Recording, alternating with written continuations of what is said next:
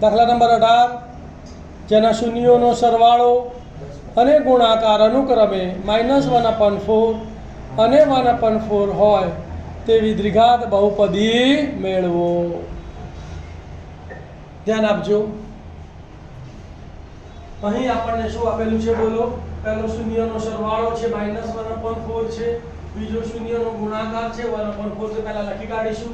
તો અહીં શૂન્યનો સરવાળો આલ્ફા વત્તા બીટા બરાબર -1/4, શૂન્યનો ગુણાકાર આલ્ફા બીટા બરાબર 1/4। હવે આ સૂત્ર તમને યાદ હોવું જોઈએ। સૂત્ર કયું છે બોલો?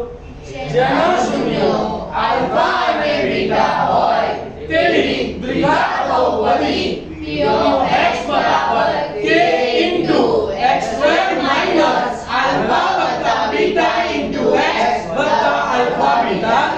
હવે આલ્ફા વત્તા બીટાની જગ્યાએ શું લખવાનું? -1/4 અને આલ્ફા બીટાની જગ્યાએ 1/4, બાકી બધું એમનું।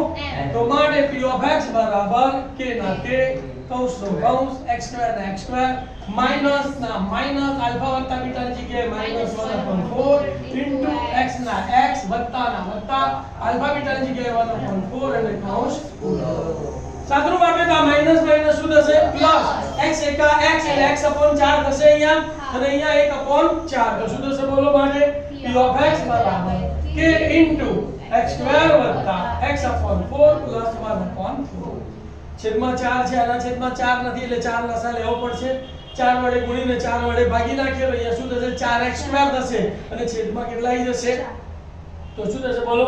મળે p(x) બરાબર k * 4x² + x + 1 છેદમાં આ 4 ને ક્યાં લાવીશું? 12, તો અહીંયા શું લખાશે? k/4, બાકી બધું એમનું।